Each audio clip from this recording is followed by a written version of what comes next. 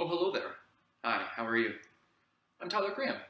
I'm a high school teacher, and I'd like to talk to you about Edmodo. In brief, Edmodo is a stripped down version of Facebook for educators so as to better engage with their students. But Tyler, why not just use Facebook?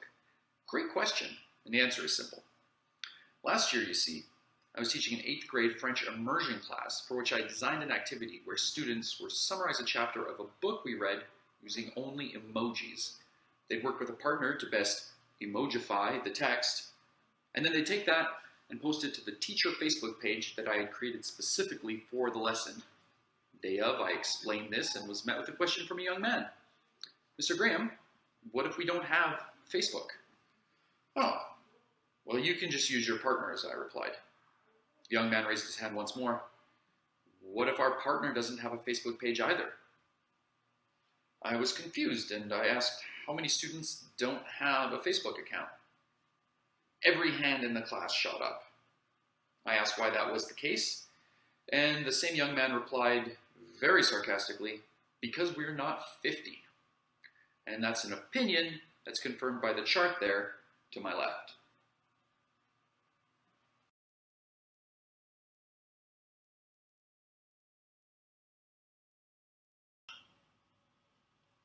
And why indeed? And the answer is multifaceted.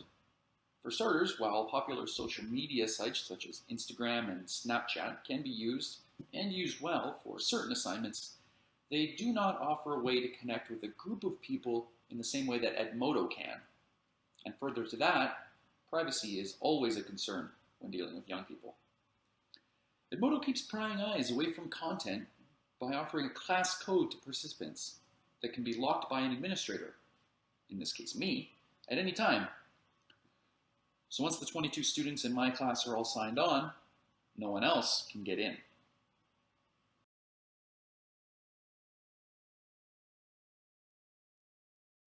So let's take a look at the Edmodo app. From the outset, the resemblance to Facebook is apparent. On the home page, basically my wall, there are the most recent posts I've made. There's something from Edmodo themselves, and I have my first ever post, which was a little message referencing the young man I mentioned at the outset. Swiping over to courses, we have 4 courses I taught in one particular term, a French immersion term in this case, if the shorthand looks a little foreign. These courses can all be accessed by the instructor at any time at all, and they function very much in the way that the groups function on Facebook works, in that it's only members that will be able to view a particular course's work. There are messages for messages, notifications for notifications. Again, anyone who's familiar with the Facebook platform will have no problem navigating this app. Under the More tab, we have a few options. We have What's Due, where I can have a comprehensive list of anything that's coming up that needs to be handed in. We have My Groups, where I can connect with other educators from all over the world and be able to share ideas and resources. There's the My Library function, where I can put grade and lesson plans and any number of other folders that might be needed. And there's, of course, the always present Help menu for if I ever need assistance with the app. I can't imagine that being too much of an issue. As I said, this app is very, very user-friendly. Tapping on my name will send me to my profile as it's visible to others. Under the Classes tab button, if I select a course at random, we can have a look at the functionality therein. Sciences Humaines 10, or Social Studies 10 in French immersion. The first page is the wall of the course. Anything could go here: assignments, questions from students, announcements from myself, an applicable meme, perhaps. It's where the course will exist on Edmodo.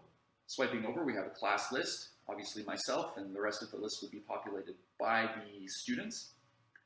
And lastly, a folder where students or I will be able to access any documents that have been uploaded to the class, anything necessary, and each student will have the same capability on their own end. So there you have it. That is the Edmodo app in a nutshell.